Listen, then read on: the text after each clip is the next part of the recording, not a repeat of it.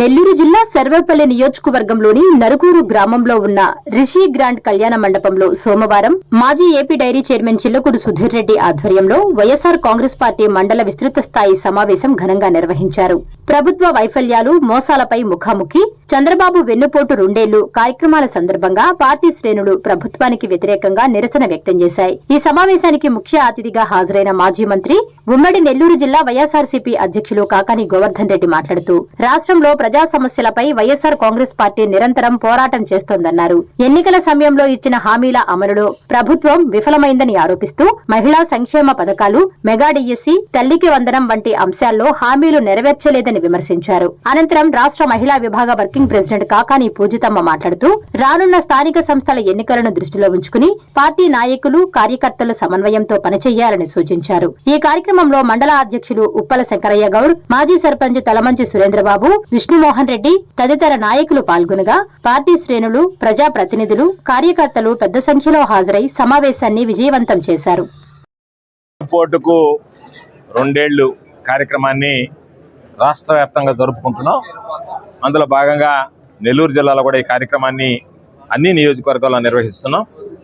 June 4వ తేదీ ఎన్నికల ఫలితాలు ప్రకటించి కూటమి ప్రభుత్వం అధికారంలోకి వచ్చిన రోజు ఎన్నైతే హామీలు ఇచ్చారో ఆ హామీలను అమలు చేయకుండా ప్రజల్ని నమ్మించి వంచినటువంటి చంద్రబాబు ప్రభుత్వం 2 సంవత్సరాలు పూర్తి చేసుకున్నటువంటి సందర్భంలో జూన్ 4వ తేదీ ప్రతి మండల కేంద్రంలో కూడా ఈ నిరసన కార్యక్రమాలు నిర్వహించాం. అందులో భాగంగా ముఖాముఖి ఒక సదస్సుని ఈరోజు నిర్వహించడం జరిగింది.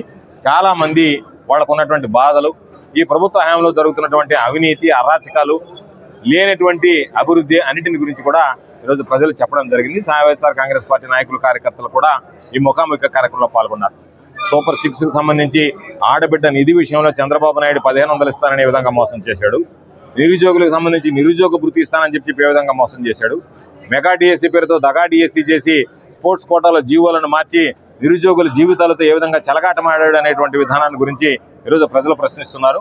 వాటితో పాటు తల్లికి వందనం అని చెప్పి ప్రతి ఒక్క బిడ్డకి 15,000 ఇస్తానని చెప్పి అర్హులైనటువంటి వాళ్ళకి ఎగ్గొట్టి కొంతమందికి 6,000, 9,000 వేసి మిగతా డబ్బులు వేస్తానని చెప్పి వాడు సచివాలయాల చుట్టూ తిరుగుతుంటే, అదేవిధంగా అన్నదాత సుఖీభావ అని చెప్పి గతంలో జగన్మోహన్ రెడ్డి గారు ఇచ్చినటువంటి రైతు భరోసా ఏదైతే ఉందో కేంద్ర ప్రభుత్వంతో సంబంధం లేకుండా 20,000 ఇస్తానని, ఈరోజు కేంద్ర ప్రభుత్వంతో కలిపి 20,000 ఇస్తానని తొలి సంవత్సరం పూర్తిగా ఎగ్గొట్టి 2వ సంవత్సరం 14,000 రూపాయలు చేతిలో పెట్టి రైతులకు సంబంధించి గిట్టుబాటు ధర లేదు, ఉచిత పంటల బీమా లేదు, ఇన్పుట్ సబ్సిడీ లేదు. రైతులు అన్ని విధాలా ఈరోజు ఇబ్బంది పడేటువంటి పరిస్థితి ఏర్పడింది. కాబట్టి రైతులను ఏ విధంగా వంచాడు, రైతులను ఏ విధంగా మోసం చేశాడు అనేటువంటి దాంతోపాటు 3 గ్యాస్ సిలిండర్లు ఇస్తానని చెప్పినటువంటి ఆ పెద్ద మనిషి తర్వాత నాలుక మడత పెట్టి నేను 3 గ్యాస్ సిలిండర్లు ఇలేను, దానికి సంబంధించి నగదు బదిలీ చేస్తానని ఒక పక్క గ్యాస్ సిలిండర్ల ధరలు చుక్కలు నడుతుంటే ఏ మాత్రం పట్టించుకోకుండా వాళ్ళకి పాపం ఆ డబ్బులు కూడా జమ చేయకుండా ఏ విధంగా మోసం చేశాడు. 16 కేటగిరీల బస్సులుంటే ఫ్రీ బస్సు పేరుతో మహిళలకు ఉచిత బస్సు సౌకర్యం అని చెప్పి 5 కేటగిరీలో ప్రవేశం కల్పించి ఈరోజు ఆ బస్సును కూడా స్టేజీల్లో ఆపకుండా చెడిపోయినటువంటి బస్సులు ఎక్కడికక్కడ వదిలేసి ఆ రోజు బస్సును కూడా కుదించి వేసి ఈరోజు ప్రయాణికులు అందరూ కూడా ఇబ్బందులు పడేటువంటి దౌర్భాగ్యమైనటువంటి పరిస్థితులు ఏర్పడ్డాయి. కాబట్టి వీటన్నిటి దృష్ట్యా చంద్రబాబు నాయుడు మాత్రం సూపర్ 6 సూపర్ హిట్ అని చెప్తున్నారు. దాని మీద ఈరోజు మత్స్యకారులు మాట్లాడారు, ఫిషింగ్ హార్బర్ ప్రైవేటీకరణ గురించి మాట్లాడారు. ఈరోజు చంద్రబాబు నాయుడు ప్రభుత్వం ప్రజల ఆస్తులు అమ్ముకుంటుంది. మెడికల్ కళాశాలకు సంబంధించి జగన్మోహన్ రెడ్డి గారు 17 మెడికల్ కళాశాలలు తీసుకొస్తే దాన్ని అమ్ముకునేటువంటి ప్రయత్నం చేసింది. కాబట్టి చంద్రబాబు నాయుడు అన్ని విధాలా అందరితో కలిసి వాళ్ళని అడ్డం పెట్టుకుని దోచుకోవడం తప్ప మరొకటి లేదు. అందులో భాగంగానే ఈరోజు నిరుద్యోగ వృత్తి లేదా పరిశ్రమలు తెస్తాం, నిరుద్యోగులకు ఉద్యోగం కల్పిస్తాం, యువతకు ఉద్యోగ అవకాశాలు మెరుగుపడుతున్నాయని చెప్పి ప్రభుత్వ భూములను ఎకరా 99 పైసలకు అమ్ముకుని సొమ్ము చేసుకునేటువంటి తప్ప ఎక్కడ కూడా ప్రజల గురించి పట్టించుకునేటువంటి పరిస్థితి కనిపించడం లేదు. అందుకనే గతంలో చెప్పినట్టుగా ఈరోజు మరలా చెప్తున్నాం. చంద్రమోహన్ రెడ్డి మొన్న వచ్చినప్పుడు పొదలకూరు మండలంలో ఒక మాట చెప్పాడు. ఆయన పాపం రాత్రి తీసుకునేది దిగలేదో నాకు తెలియదు, కానీ ఆయన ఏమన్నాడంటే నేను పొదలకూరు మండల అభివృద్ధి మీద బహిరంగ చర్చకు సిద్ధం అన్నాడు. ఆ రోజు నుంచి 4 సార్లు పిలిచా, మరలా ఈరోజు తోటపల్లి గుడిలో పిలుస్తున్నావు. నువ్వు తోక ముడిచి పారిపోకుండా నువ్వు ఈ నియోజకవర్గంలో ఎక్కడైనా సరే నీ హయాంలో జరిగినటువంటి అభివృద్ధి, నా హయాంలో జరిగినటువంటి అభివృద్ధి, నీ హయాంలో జరిగినటువంటి అవినీతి, మా ప్రభుత్వంలో జరిగినటువంటి అవినీతి, దాని మీద బహిరంగ చర్చకు సిద్ధం. కాబట్టి ఎల్లయ్య వస్తాడు, ఇళ్ళ పుల్లయ్య వస్తాడు, ఆయన వస్తాడు, బళ్ళే ధైర్యం ఉంటే నువ్వు రా, నేను వస్తా, గ్రామాల్లో పర్యటిద్దాం. ఏ గ్రామంలో నీ హయాంలో అభివృద్ధి జరిగింది, ఏ హయాంలో నా హయాంలో అభివృద్ధి జరిగింది, రైతులు, ప్రజలు, మీడియా ముందు చర్చిద్దాం. ప్రజలకు కూడా స్పష్టత వచ్చేటువంటి అవకాశం ఉంటుంది. కాబట్టి నువ్వు లేనిపోయింది తమరు ఏదన్నా ఉంటే తమరి చేతివాటం ప్రదర్శించి కోట్లాది రూపాయలు ప్రజలను అడ్డం పెట్టుకొని కొల్లగొట్టడానికి ఉన్నారు తప్ప ప్రజల సంక్షేమం కానీ ప్రాంతాల అభివృద్ధిని గురించి కానీ పట్టించుకున్నటువంటి ఇటువంటి వ్యక్తి ఈరోజు విమర్శించేటువంటి స్థాయి లేదు. మాట్లాడితే జగన్మోహన్ రెడ్డి గారిని పాపం ఏదో కొస ఊపిరి ఏదో దింపుడు కల్లా ఆశలు ఉన్నాయి, మంత్రి పదవి ఏదన్నా ఇస్తారేమోనని దానికోసం పాపం సొంత తిరిగినప్పుడల్లా జగన్మోహన్ రెడ్డి గారి ఖాళీ ఓటికి సరిపడినటువంటి వాడికి నువ్వు.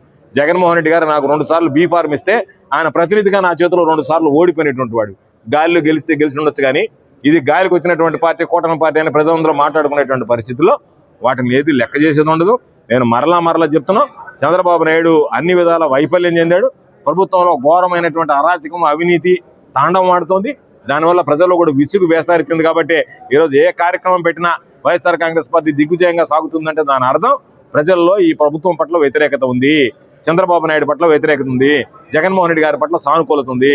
తప్పు చేసాం మరలా జగన్మోహన్ రెడ్డి గారు ముఖ్యమంత్రి అయితే తప్ప ఈ రాష్ట్రానికి భవిష్యత్తు లేదు అని చెప్పి అన్ని వర్గాల ప్రజలు నమ్ముతున్నారు, విశ్వసిస్తున్నారు. కాబట్టి ఈరోజు 2 సంవత్సరాలు పూర్తి కాకముందే మనం పెట్టేటువంటి వైఎస్ఆర్ కాంగ్రెస్ పార్టీ ఆధ్వర్యంలో నిర్వహించే కార్యక్రమాలకి ప్రజలు పెద్ద ఎత్తున వచ్చి జయప్రదం చేయడం జరుగుతుందని చెప్పి సందర్భంగా తెలియజేస్తూ, అధికారం ఉన్నా లేకపోయినా ప్రజల కోసం ప్రజల పక్షాన నిలబడి ప్రజల సమస్యల పరిష్కారం కోసం ప్రజల అభివృద్ధి సంక్షేమం కోసం మేమందరం వైఎస్ఆర్ కాంగ్రెస్ పార్టీ మా అధ్యక్షుడు జగన్మోహన్ రెడ్డి గారి ఆధ్వర్యంలో నిరంతరం శ్రమిస్తామని చెప్పి ఈ సందర్భంగా మరొకసారి మనవి చేస్తాం. ఈరోజు చంద్రబాబు నాయుడు గారు ముఖ్యమంత్రి అయి 2 ఏళ్ళు అయ్యింది. కూటమి పాలనలో వెన్నుపోటుకి 2 ఏళ్ళు కార్యక్రమం చేసుకుంటున్నాము. అయితే ప్రజల్లో దానికి సంబంధించి కార్యకర్తలేమి ప్రజలేమి అందరూ కూడా మేము మోసపోయామనేటువంటి భావన క్లియర్గా ఉంది. అది మన అందరికీ అర్థమవుతుంది. ఎందుకంటే ఇచ్చినటువంటి హామీ ఏ ఒక్కటి కూడా పూర్తి స్థాయిలో పూర్తి చెయ్యలేదు. ఈరోజు ఆడబిడ్డ నిదైతే ఏమి, లేకపోతే ఫ్రీ గ్యాస్ అన్నారు, ఫ్రీ బస్ అన్నారు, మహిళగా పుడితే చాలు అన్నీ మేము చూసుకుంటామనేటువంటి కళ్ళబొల్లి మాటలన్నీ చెప్పి ఈరోజు అందరికీ మొండి చేయి చూపించారు, మోసం చేశారు, ఇంకా మోసం చేస్తానే ఉన్నారు. అంటే ఆ రోజు ఇచ్చినటువంటి హామీలు ఒకటే తప్పి మోసం చేసినట్టు కాదు, ఈరోజు దానికి సంబంధించి ప్రతి ఒక్క దగ్గర ప్రతి ఒక్క విషయం మోసం చేస్తున్నారు, హామీలు తప్పుతున్నారు, ఇంకా మోసం చేస్తానే ఉన్నారు. దానికి సంబంధించి ఇప్పుడు మనకి డిఎస్సిలో జరిగినటువంటి మోసం మనందరికీ తెలుసు. 421 ఉద్యోగాలు అమ్ముకున్నారు అని అంటే ప్రజల ఆస్తి, ప్రజల హక్కు అమ్ముకోవడానికి సిద్ధపడ్డట్టే కదా కూటమి ప్రభుత్వం. దానికి అందరూ సిద్ధపడ్డారు. దానికి సంబంధించినటువంటి సరైనటువంటి పారదర్శక విచారణ చేయమంటే మాట్లాడట్లేదు. ఏమి జరిగింది అనేటువంటి ప్రశ్నలకు ఒక్కరి దగ్గర సమాధానం లేదు. ఈరోజు మేము అడుగుతున్నాము, మహిళలకి మీరు ఎంతో వాగ్దానాలు ఇచ్చారు, ఎన్నో సంక్షేమ పథకాలు ఇస్తామని చెప్పారు, అవేమీ చేయలేదు సరికదా. మహిళలకి రక్షణ లేదు. మీకు సంబంధించినటువంటి నాయకులు ఎన్నోసార్లు అడిగాము ఏం న్యాయం చేశారు అని చెప్పి. నాయకులను వదిలేయండి, సామాన్య ప్రజలు కూడా ఈరోజు మహిళల మీద దాడులు చేసి తప్పించుకోగలుగుతున్నారు. ఎందుకంటే మీ ప్రభుత్వం మీ అసమర్థతను కప్పిపుచ్చుకోవడానికి కోసమని మహిళలకు జరిగిన అన్యాయాన్ని కూడా కప్పిపుచ్చేందుకు దిగజారిపోయింది.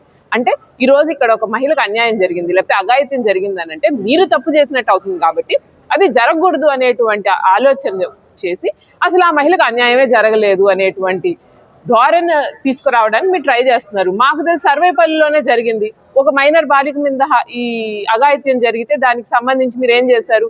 అఘాయిత్యమే జరగలేదు అనేటువంటి సిచ్యువేషన్ క్రియేట్ చేయడానికి ట్రై చేశారు. నిజం బయటకు వచ్చాక ఏమన్నా మాట్లాడగలిగారా? అంటే మీరు పాలన చేయరు, మీ అసమర్థాన్ని తప్పిపుచ్చుకుంటారు, మీకు సంబంధించినటువంటి వాళ్ళు నాయకులు అందరినీ కూడా వెనకేసుకొని వస్తారు అనేటువంటి ఆలోచన భావన ఉంది అనేది అందరికీ తెలిసిపోయింది. కాబట్టి మేము మహిళలం ఏంటంటే మాకు వద్దు బాబో ఈ పాలన, మాకు అవసరం లేదు, మాకు రక్షణ కూడా లేనటువంటి ప్లేస్లో పాలన మాకు అవసరం లేదని చెప్పి మహిళలందరం కూడా ఒక ఆలోచనకు వచ్చాం, ఒక నిర్ణయానికి వచ్చాం. కాబట్టి రేపు పొద్దున్నే ఒక్క మహిళ కూడా ఓటు వెయ్యనటువంటి ఏకైక ముఖ్యమంత్రిగా చంద్రబాబు నాయుడు గారి పార్టీ నిలిచిపోతుంది. కూటమి పాలనలో పడ్డ ఇబ్బందులు అందరికీ గుర్తుంటాయి. కాబట్టి నాకు తెలిసి ఒక్క మహిళ కూడా ఖచ్చితంగా కూటమి పార్టీకి ఈసారి vote వెయ్యదు.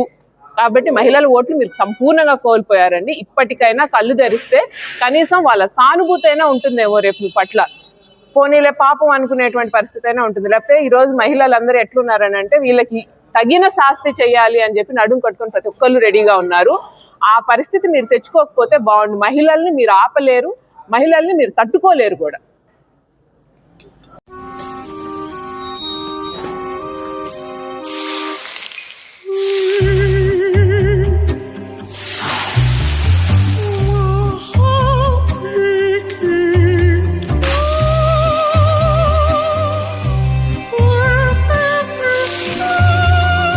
no matter the heat outside.